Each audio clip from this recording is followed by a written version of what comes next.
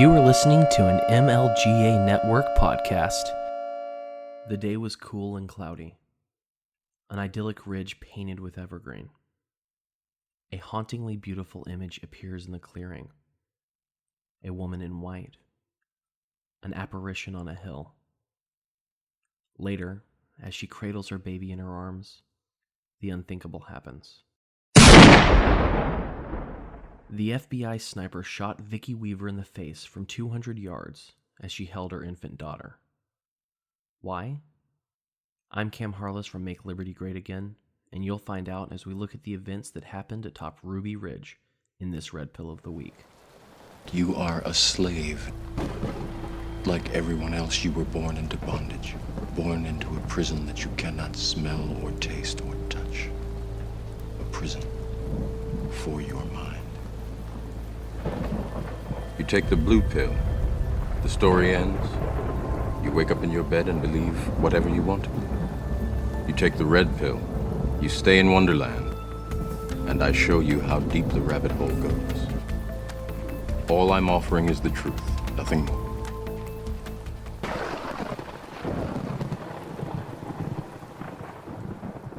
Randy Weaver was a family man. He and his wife, Vicki, didn't live what you would call a normal life, and their beliefs were nowhere near mainstream. They had moved away from society and had holed up in a cabin on 20 acres of land in northern Idaho on Ruby Ridge, about 40 miles from the Canadian border.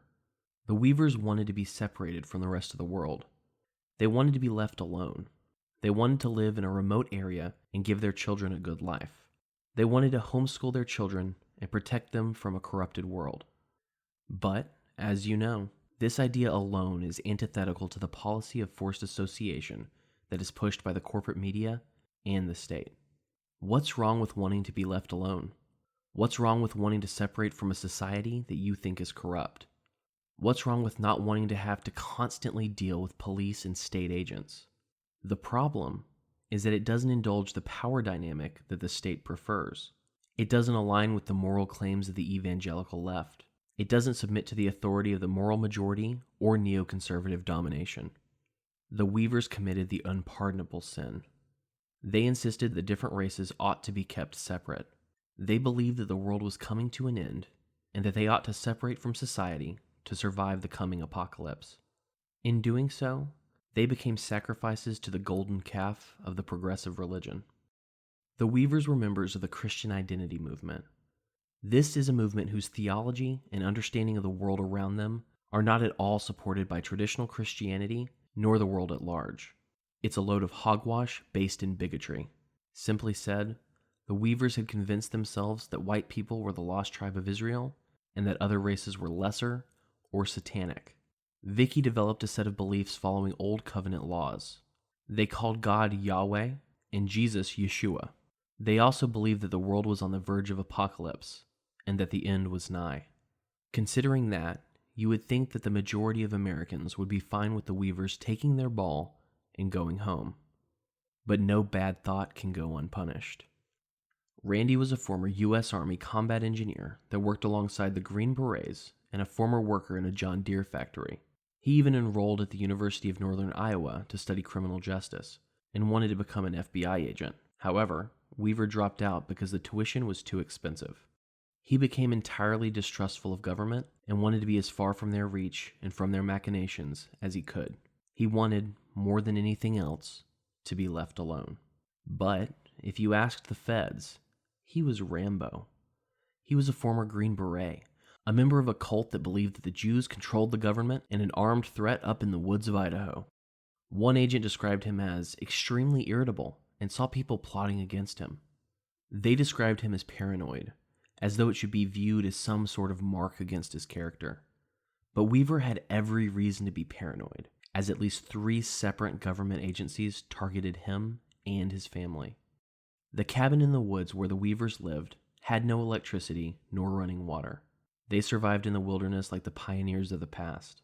They decided to forego the luxuries of the modern world in order to be left alone. They wanted no violence against other races. They wanted no more than the ability to separate themselves from other races and the rest of the world. Due to these extreme beliefs, Randy was targeted for a sting operation.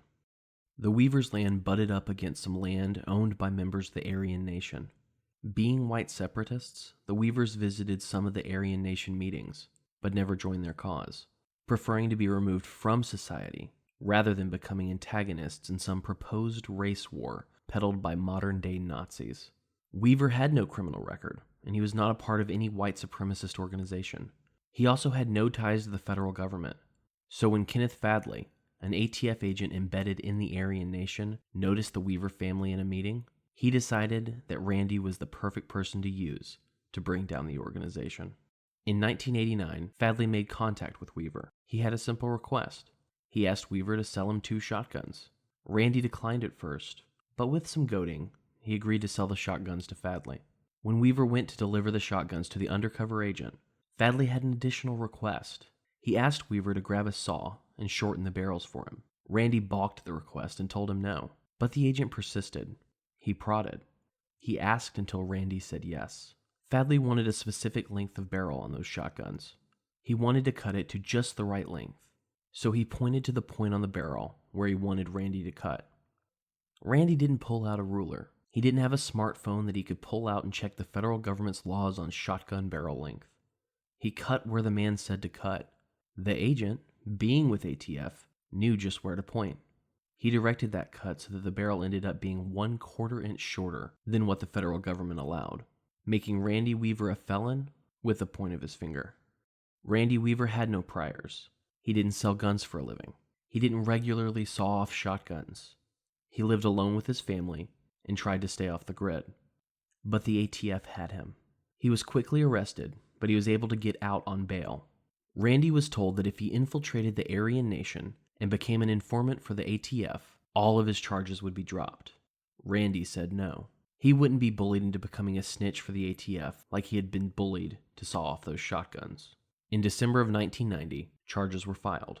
Randy Weaver made the mistake of trusting the wrong person. He cut where he was told to cut. He sold guns to a man he didn't know. And with those mistakes, he was charged with selling, possessing, and manufacturing illegal firearms. Illegal firearms. The phrasing alone pisses me off. Randy appeared in court at a couple of hearings, but there was no headway made in taking him down for not bowing to the threats of a federal agency. After these hearings, Randy was mailed a letter. The letter told him that he was expected in court on March 20th. But there was a mistake. The wrong date was printed on the letter. The real court date was March 14th, 6 days earlier. I mean, this is just an honest mistake, right? Just a clerical error that nobody caught, right? Sure, that could happen. But one of the Justice Department attorneys knew about the mistake. That attorney let Randy miss the court date. Then, he got a warrant for his arrest. He didn't notice the error and correct it, or take that into consideration when speaking to the judge. He rushed to get a bench warrant. They didn't send a cop to knock on Randy's door and pick him up. In fact, they never even thought to try. The federal government decided that Randy would resist arrest with violence. So instead, they planned a secret operation with the code name Operation Northern Exposure and began surveilling the Weaver family for the next 18 months, just waiting for the perfect time to strike. They placed agents all around the Weaver property in full camo. They spoke to neighbors and had them gather intel on who would come on and off the property. The Marshal Service called in military aerial reconnaissance and had the photos studied by the Defense Mapping Agency. They prowled the woods around Weaver's cabin with night vision goggles. They had psychological profiles performed on the family and installed $130,000 worth of long-range, solar-powered cameras that they used to record over 100 hours of footage over a 5-month period. They intercepted the Weavers' mail. They even bought a tract of land adjacent to the Weavers' property and installed a marshal to try and befriend and trap Randy once again. They paid such close attention that they had plotted out the Weavers' teenage daughter's menstrual cycle and drew up plans for an arrest scenario based on that knowledge. They did all of this despite the fact that Weaver had never used violence against them when they had served previous warrants. They thought this man was going to go full-on John Rambo when he had never completed his Special Forces training and just worked as an engineer. Even though the marshals knew where Weaver was at all times, these marshals never met face-to-face with him during their investigation. They never tried to speak with him directly. Despite this, the marshals drafted a letter of acceptance, but the U.S. Attorney for Idaho abruptly ordered the negotiations to cease. Randy Weaver and his family weren't stupid. They saw the cameras. They noticed the men milling around. They knew they were being watched. They kept their eyes open and took precautions. They knew that the government had firepower and didn't approve of their way of life. When they were outside, they had their weapons with them for multiple reasons. When you live off the land, you need to be able to shoot a rabbit at a moment's notice if you want meat for dinner. When you have feds in camo snooping around your property with automatic weapons, the same rules apply. On August 21st, 1992, the Weavers' dogs started barking at something. Randy's friend Kevin Harris, who was living with them, and the Weavers' 14-year-old Sammy went to check out what the dogs were barking at. They had it in mind that Stryker, one of their dogs, had found an animal that they could take back home with them for supper. Unbeknownst to them, there were 3 agents in full gear, camo, and face paint that had been throwing rocks at the dogs to get their attention. Just the night before, these agents had visited a shooting range and sighted their weapons to make sure they could aim straight. The group leader was familiar with the terrain. It was his 24th visit up to the cabin. As they went after their dog Stryker to see what he was barking at, one of the U.S. Marshals shot the dog, destroying his haunches. Sammy Weaver, still running towards the dog and the gunshot, fired his gun twice towards the sound of gunfire. Randy, hearing this commotion, yelled out and told the boys to come home, that this was an ambush. Allegedly, Sammy yelled back, "I'm coming, Dad," and turned around to run back to the cabin. This is when all hell broke loose. As the words came out of Sammy's mouth, another gunshot rang out. The bullet from the marshal's gun nearly tore off Sammy's arm. The second bullet entered his back, killing him. A firefight ensued. Kevin Harris took aim at the marshals in self-defense. A marshal yelled, "Freeze!" Harris, not wanting to be killed like his young friend, ignored that order. Harris fired, hitting the marshal in the chest and killing him. Federal agents testified in court that the marshal had been killed by Harris in the first shot of the exchange, although they were unable to explain how the marshal had been able to fire 7 rounds before he met his doom.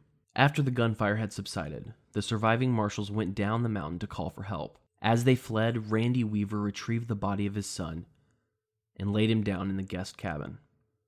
While Randy took care of his dead son's body, the FBI's elite paramilitary hostage rescue team boarded a plane in Washington, D.C. Nearly 400 state and federal agents surrounded Ruby Ridge. The FBI's standard deadly force policy only allows agents to discharge their weapons in a defensive capacity. Without any shots fired from the Weaver residence, the FBI team commander sent a request to Washington to amend the deadly force policy. They requested, quote, "If any adult male is observed with a weapon, deadly force can and should be employed." As I said before, the Weavers always carried their firearms with them outside of the cabin. Thanks to the surveillance apparatus the feds had built, they were well aware of this. Washington gave the go-ahead. The very guns that the Weavers had gotten to protect themselves became the target on their backs. Snipers were immediately dispatched to the hills surrounding the Weaver cabin. It was officially a standoff. The next day, August 22nd, Randy and Kevin decided to take a walk to the guest cabin to view Sammy's body once again. As Randy reached for the latch, another shot rang out. A sniper on a hill, using the excuse that they might shoot at non-existent helicopters, tried to take Randy out by shooting him from behind. The bullet made its way through Randy's arm. Randy and Kevin ran as fast as they could, trying to make it to the cabin. The sniper, who claimed to be able to shoot a quarter at 200 yards, took aim at Randy again. The woman in white, Vicky, stands behind the door, calling her husband to come quickly to get into the cabin. She is holding their 10-month-old baby. The beautiful yet haunting vision from before falls, her visage destroyed by federal bullets. The baby falls to the floor crying as the bullet flies through both of Vicky's temples and continues on and into Kevin's arm, barely missing his heart. All got quiet. The door closed and the Weavers didn't move, didn't dare leave their cabin. The paramilitary team stopped aiming their guns at these scared people and began to target their minds with psychological warfare. Vicky and Sammy Weaver's bodies laid in those cabins for 8 days. Voices through megaphones taunted, "Good morning, Miss Weaver. We had pancakes for breakfast. What did you have? Randy, Kevin, and the Weaver girls stayed put for 11 days. Then finally, they surrendered. Randy and Kevin had charges filed against them. Randy made it to court this time. He and Kevin were found not guilty of murder, conspiracy, and assault. Randy's gun charges were dropped, but he was found guilty of the failure to appear charge. Randy served 3 months and won a $3.1 million lawsuit against the federal government due to the wrongful death, let's call it what it is, murder, of Vicky and Sammy Weaver. But as I said with the Philadelphia bombing, there's no amount of money that can abdicate the guilty when it comes to murder. There's no amount of money that brings the dead to life. But, looking online, you can find the same song and dance routine that comes when a state worshiper wants to defend the federal government. Somehow, if a 14-year-old is shot in the back by a federal agent, he had it coming. He shot at cops after all. Forget that the agent was in full camo, wearing face paint, and that he had just shot the kid's dog in front of him. If a woman takes a bullet to the face while holding her baby, the FBI agent who killed her can't be responsible. It's not his fault. He was just following orders. An internal FBI report justified the killing of Vicky Weaver by saying that she had put herself in harm's way. Blaming Randy Weaver for his son and his wife's murder is not an unknown phenomenon. They often pair this with defending Vicky's murder by using the collateral damage defense that they used to justify the slaughter of innocent women and children in Iraq. Not to mention that many of the articles that I came across while researching only mention Ruby Ridge as it relates to far-right or racist movements and individuals in America who view it as it was, a tragedy and an attack by the government on an individual that tried to remove themselves from their power. The corporate press and the government can't abide by people living their own lives and separating from other people. It doesn't really matter if the Weavers were racist or were religious nuts that thought the world was coming to an end in the early 90s. As soon as they decided to leave society and live their own way, the feds conjured imaginary militias and an early 90s make-believe racist boogaloo to demonize those who tried to separate themselves from the government or from others they had no interest in being around. Remember this when someone says that your belief in liberty and freedom is incongruous with society and tells you to move to the woods or to move to Somalia. The state doesn't care where or how far you go to live peacefully away from the feds and those that you do not want to associate with. They want control. They want to dictate where you live, what sort of work you're allowed to do, what you say, and how you think. To them, you are a possession. You are a commodity that lines their pockets and gives the self-righteous the ability to declare that they are benevolent, kind, and that they rule over you for your own good. Ruby Ridge is seen by the evangelical left as a white supremacist and radical right dog whistle. And as you've seen here, the evangelical left and the Republican state are pleased to shoot whatever dog crosses their path. And when something tragic happens at the hands of the government, those who commit atrocities are protected. The sniper who shot Randy Weaver and killed Vicky Weaver was acquitted.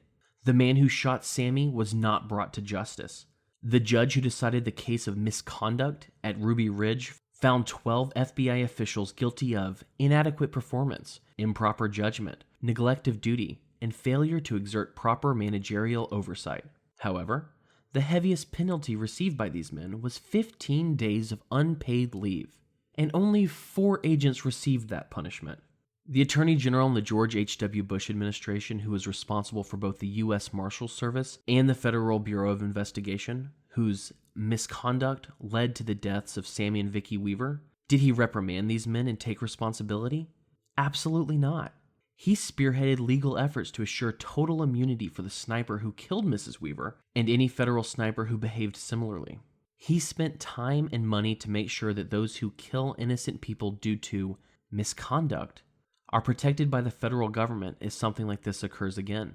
This Attorney General, William Barr, told the New York Times in 1993 that he was not directly involved in the Ruby Ridge operation. 2 years later, the Washington Post revealed that top officials of the Bush Justice Department had at least 20 phone contacts concerning Ruby Ridge in the 24 hours leading up to Vicky Weaver's killing. 2 calls included William Barr. William Barr was not called to account. He did not have to answer for these crimes, nor did he lose his status or his job. In fact, just a few years ago, he was rehired in the same position of Attorney General by President Donald Trump. The federal government may not bust down your doors for your Facebook posts about freedom. They may not destroy your life for being in an anti-war protest. But know that if you decide to reject their authority and live on your own, that can't stop them. All it takes is for a federal agent to point his finger and tell you to cut. It is possible to lose your life or your loved ones over a quarter inch. There's your red pill. Don't take the whole bottle.